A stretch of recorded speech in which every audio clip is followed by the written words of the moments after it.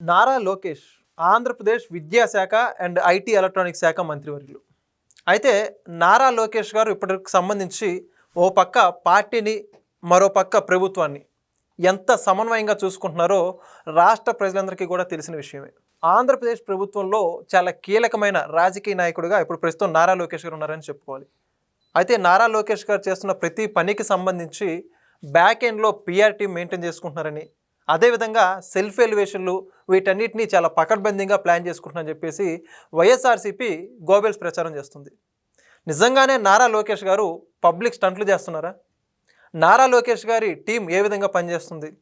ఇలాంటి మరిన్ని అంశాల గురించి కొద్దిమేర విశ్లేషణ చేసే ప్రయత్నం చేద్దాం. మనతో ఉన్నారు గంగాధర్ తాటి గారు. సార్ నమస్కారం అండి. నమస్కారం అండి. నారా లోకేష్ ప్రస్తుతం ఆంధ్రప్రదేశ్లో కింగ్ పిన్గా ఉన్నాడు పాలిటిక్స్ సంబంధించి.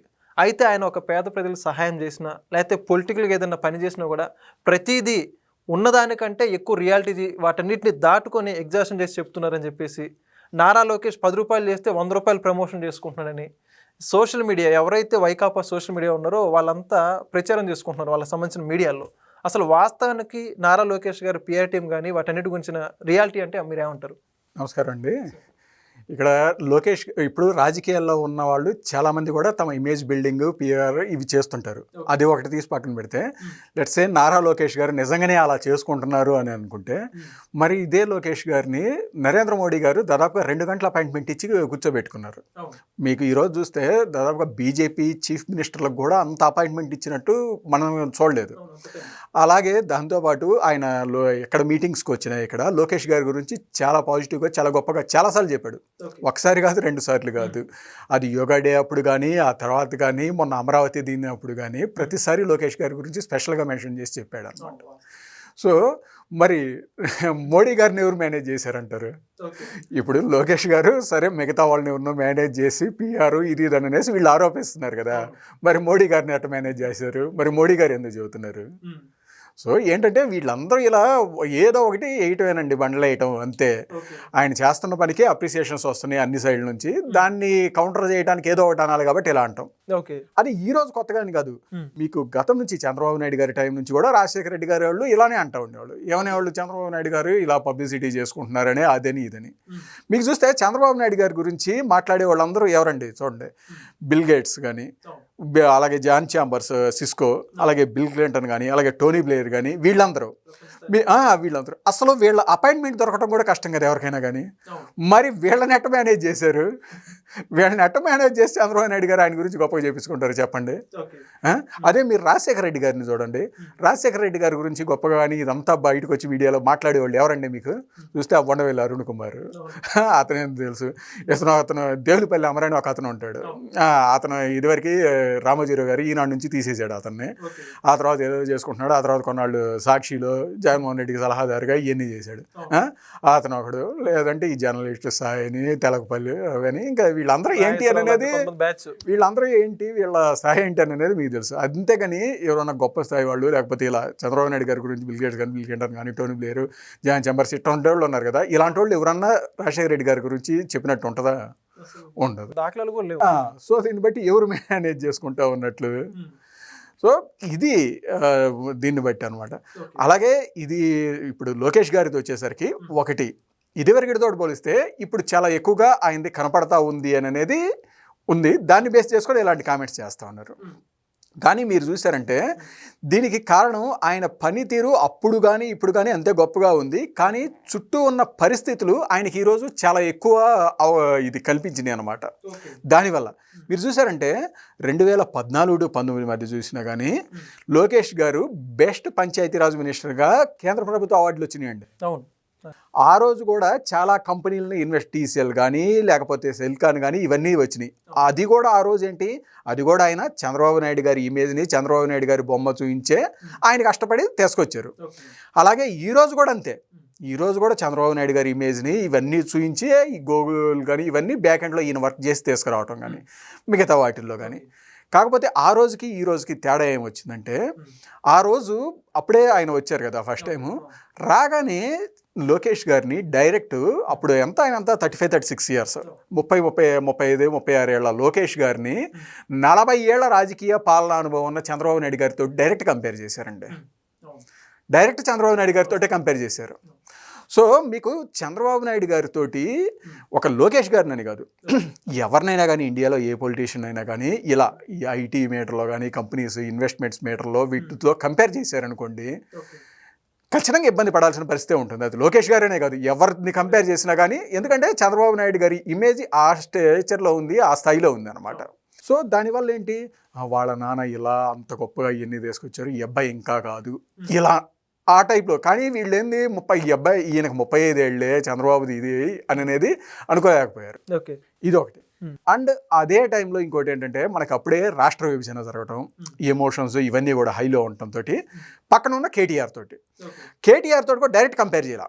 డైరెక్ట్ కేటీఆర్ తోటి లోకేష్ గారిని కంపేర్ చేస్తే ఇబ్బంది ఉండదు. ఎందుకంటే ఆ రోజు మీకు అందరూ గుర్తుంటే, ఆ రోజు ఫాక్స్కాన్ వీటి కోసం లోకేష్ గారు కేటీఆర్ ఇద్దరు పోటీ పడ్డారు, ఇద్దరు యూఎస్ వెళ్ళారు, కానీ అది ఆంధ్రకే వచ్చింది. అలాగే ఇంకొక 2 కంపెనీలు కూడా ఉన్నాయి సేమ్, ఇద్దరు ప్రెస్ మీట్లు పెట్టారు, ఇద్దరు చేశారు, అది కూడా ఆంధ్రకే వచ్చింది అనమాట. అప్పుడు ఈజ్ ఆఫ్ డూయింగ్ బిజినెస్లో కూడా ఆంధ్రనే నంబర్ 1 అయింది. అలాగే అప్పట్లో ఒక కంపెనీ మీటర్లో ఏది ఐ థింక్ అపోలో టైర్స్ అనుకుంటాను, ఆ మీటర్లో ఒకసారి తెలంగాణతో ఎంఓయూ కూడా అయిపోయిన తర్వాత కూడా ఇక్కడికి వచ్చింది. సో వీటిలో డైరెక్ట్ కంపేర్ చేస్తే ఏ ఇబ్బంది ఉండదు. కానీ అప్పుడు ఎలా కంపేర్ చేశారంటే, ఏదైతే ఇప్పుడు లోకేష్ గారిని డైరెక్ట్ చంద్రబాబు నాయుడు గారితో ఎలా కంపేర్ చేశారో, అప్పుడు కేటీఆర్ గారిని కేసీఆర్ గారితో కంపేర్ చేసుకున్నారు. కేసీఆర్ గారితో కంపేర్ చేసుకుంటే ఆయనకి ఇలా ఇన్వెస్ట్మెంట్స్ కానీ లేకపోతే వీటిల్లో కేసీఆర్ గారికి ఆ ఇమేజ్ అయితే ఏం లేదు, పెద్ద ఇమేజ్. దానివల్ల ఈయన కేటీఆర్ గారు ఏ చిన్న చేసినా కానీ చాలా గొప్పగా కనపడుతూ ఉండేది. వాళ్ళ నాన్న కూడా ఇలా చేయలేకపోయాడు ఇన్వెస్ట్మెంట్స్, ఈయన ఎలా చేస్తుంటాడు అని ఎలా కనపడుతూ ఉంటుంది. అలాగే వాళ్ళకి ఒక వడ్డించిన విస్తరణ లాంటి హైదరాబాద్ ఉండేది. సో ఇప్పుడేంటి, దీన్ని తీసుకొచ్చి ఇట్లా కంపేర్ చేస్తారు. చూడు కేటీఆర్ చూడు వాళ్ళ నాన్నకంటే ఎక్కువగా ఇది చేస్తూ ఉన్నారు, అదే లోకేష్ గారు వాళ్ళ నాన్నకంటే ఎక్కువగా ఇది చేయలేకపోయారు, ఇది అనే కంపారిజన్. అసలు ఆ కంపారిజనే రాంగ్ కంపారిజన్. అండ్ ఇంకొక వైపు సేమ్ జగన్మోహన్ రెడ్డి గారిని కూడా ఏంది డైరెక్ట్ రాజశేఖర రెడ్డి గారితో కంపేర్ చేశారు. రాజశేఖర రెడ్డి గారితో కంపేర్ చేస్తే ఏమైంది, రాజశేఖర రెడ్డి గారు పీసీసీ కానీ ఇవన్నీ అవ్వటానికి కానీ ప్రతిపక్ష నాయుడు అవ్వటానికి కానీ చాలా ఏళ్ళు పట్టింది, అదే ఇతను చూడు 40 ఏళ్ళకి ఇదంతా అయ్యాడు, లేకపోతే ఇది అనేసి ఇది చూశారు. అలా కంపేర్ చేసుకున్నారు. మీకు చూస్తే అప్పుడు లోకేష్ గారి ఏజ్ 34-35 ఏజ్కి జగన్మోహన్ రెడ్డి గారు కనీసం అప్పటికి ఎంపీ కూడా అయ్యారో కాలేదు. సో ఆ 40 ఏళ్ళ వాయిని ఈయనతో ఇట్లా కంపేర్ చేయటం, అటు వాళ్ళ నాన్నతో కంపేర్ చేసినప్పుడు ఇతను ఇదిగా పడి ఇది చూయటం. సో ఈ పరిస్థితులన్నిటి వల్ల కూడా లోకేష్ గారు ఎంత అచీవ్ చేసినా కానీ, ఆ రోజుల్లో అన్ని కంపెనీలు తీసుకురావడం కానీ, పంచాయతీరాజ్ రికార్డు, ఆ రోజు కేంద్ర ప్రభుత్వం అవార్డులు ఇవన్నీ చేసినా కానీ అనుకున్న స్థాయిలో కనపడలేదు. ఈరోజు ఏంటంటే కంప్లీట్ సిచ్యువేషన్ మారిపోయింది. మీకు ఆ తర్వాత ఏం జరిగింది, ఈయన పాదయాత్ర ఇదంతా చేసిన తర్వాత ఈరోజు ఏ విధంగా కంపేర్ చేస్తున్నారంటే ఈయన్ని, సో ఇటు వచ్చేసి జగన్మోహన్ రెడ్డి గారితో డైరెక్ట్ కంపేర్ చేస్తున్నారు. జగన్మోహన్ రెడ్డి గారితో కంపేర్ చేస్తూ ఉన్నప్పుడు ఏంటంటే, ఆయన జగన్మోహన్ రెడ్డి గారు సీఎంగా ఉన్నప్పుడు కూడా ఈ రకంగా ఒక నాలెడ్జబుల్గా ఇలా ప్రజెంటేషన్స్ ఇవ్వటం కానీ, లేకపోతే ఇన్వెస్ట్మెంట్స్ గురించి మాట్లాడటం కానీ, స్టేట్ ఎకనామీ వీటన్నింటి గురించి అంత ప్రాపర్గా చెప్పింది లేదు, ఆయన ఎప్పుడు మాట్లాడింది లేదు. సో ఆయనకంటే ఈయన బాగా నాలెడ్జబుల్. అండ్ అడ్మినిస్ట్రేషన్ కూడా చూడండి ఏ రకంగా మేనేజ్ చేసుకుంటున్నాడు అనేది క్లియర్ కట్గా విజిబుల్, ఇది కనపడతా ఉంది, అందరికి కనపడతా ఉంది. ప్రెస్ మీట్లో అడ్రస్ చేయడం కానీ అన్నిట్లో క్లియర్గా కనపడతా ఉంది. దానికి తోడు లాస్ట్ 5 ఇయర్స్లో ఏ విధంగా జగన్మోహన్ రెడ్డి గారు తన అధికారాన్ని అడ్డం పెట్టుకొని ఎంత హెరాస్ చేయటం కానీ, ఎంత ఇది చేసినా కానీ ఈయన చాలా ముందుకు లాక్ రావటం కానీ. సో పొలిటికల్గా కూడా ఇతను తనంతట తను పాదయాత్ర చేసుకోవడం కానీ, వాళ్ళ నాన్నగారిని చంద్రబాబు నాయుడు గారిని అలా అరెస్ట్ చేసినప్పుడు కూడా ఈయన ఒక్కడే మేనేజ్ చేసుకుంటా ఇదంతా చేస్తా ఇది చేశాడు. అటు రాజకీయంగా కానీ, ఇటు అడ్మినిస్ట్రేషన్ పరంగా కానీ. సో జగన్మోహన్ రెడ్డి కంటే బెటర్గా ఉన్నారు అనేది క్లియర్గా కనపడుతుంది. అంటే జగన్మోహన్ రెడ్డి గారు ఒక మాజీ ముఖ్యమంత్రి, ఆయనకంటే ఇదిగా కనపడుతున్నారు అనేది కనపడుతుంది. ఎట్ ద సేమ్ టైం ఇటు కేటీఆర్ గారితో ఇప్పుడు అంత తక్కువగా కంపారిజన్ కూడా చేయట్లేదు. కానీ ఇటు సైడ్ వచ్చేసరికి కేటీఆర్ గారు కూడా పవర్ పోయి ఉన్నారు.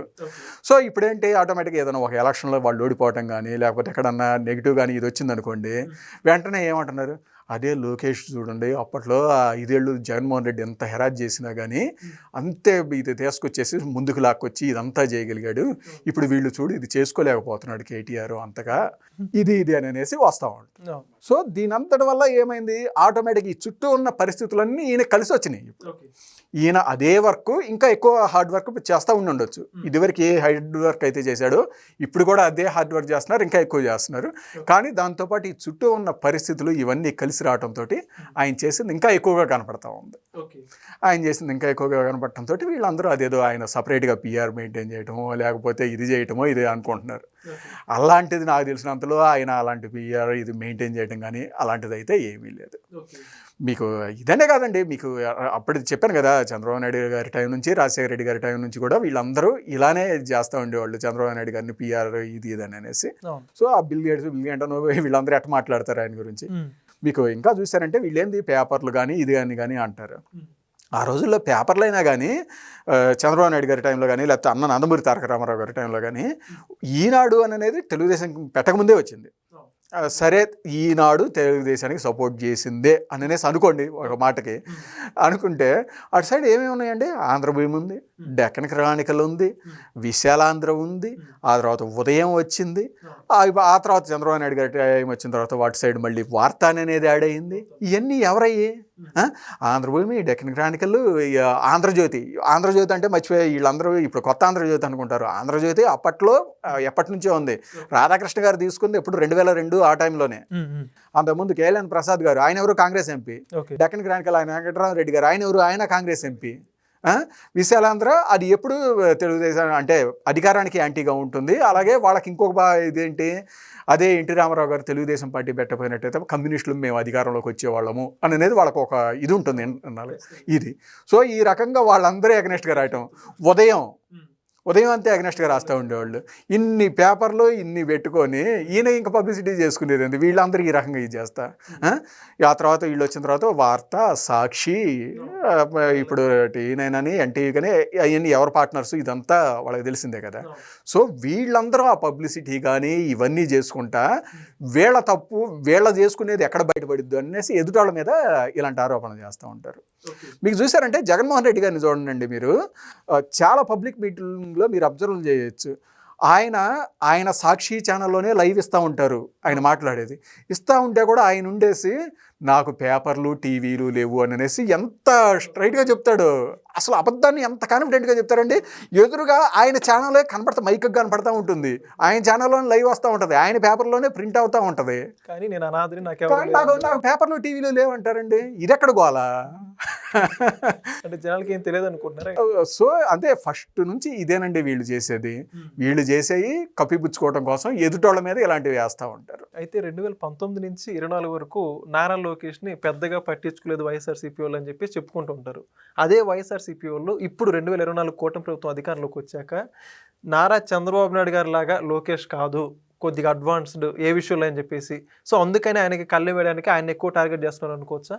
లేదండి, మీరు ఇంకొకటి చూసారంటే యాక్చువల్గా జగన్మోహన్ రెడ్డి గారిని ఒక విషయంలో లేకపోతే వైసీపీ వాళ్ళని వాట్ ఎవర్ ఇట్ ఈజ్ వాళ్ళని ఒక విషయంలో స్మార్ట్ అనుకోవచ్చు. ఎందుకంటే మీకు లోకేష్ గారిని టార్గెట్ చేయడం మొదలుపెట్టింది వాళ్ళేనండి. ఫస్ట్ 2014 నుంచి వాళ్ళు ఎంచుకున్న ఫస్ట్ టార్గెట్ లోకేష్ గారు. చాలా హయ్యెస్ట్ మనీ కానీ ఇదంతా ఇన్వెస్ట్ చేసేసి ఆయన మీద ఇదంతా రన్ చేశారండి. మీరు ఒకసారి ఆలోచించండి, మీరు ఎవరినైనా కానీ ఒక వీక్ టార్గెట్ అనో లేకపోతే ఒక వీక్ పర్సన్ అనో అని అనుకుంటే అతన్ని మీరు అంత ఖర్చు పెట్టు అంత ఫోకస్ చేసి ఏమైనా టార్గెట్ చేస్తారా? లైట్ తీసుకుంటారు. సో వాళ్ళు అప్పటి నుంచే టార్గెట్ చేశారంటే ఆ రోజే వాళ్ళ క్లారిటీ ఉంది, ఇతను చాలా స్ట్రాంగ్ టార్గెట్, ముందు ఇతన్ని ఇది చేసుకోవాలి లేకపోతే ఇబ్బంది అని అనేసి 2014 ముందు నుంచి కూడా ఫస్ట్ హై టార్గెట్ చేసింది లోకేష్ గారినండి. ఆ తర్వాత దాన్ని బేస్ చేసుకుని చంద్రబాబు నాయుడు గారిని ఇదంతా టార్గెట్ చేశారు.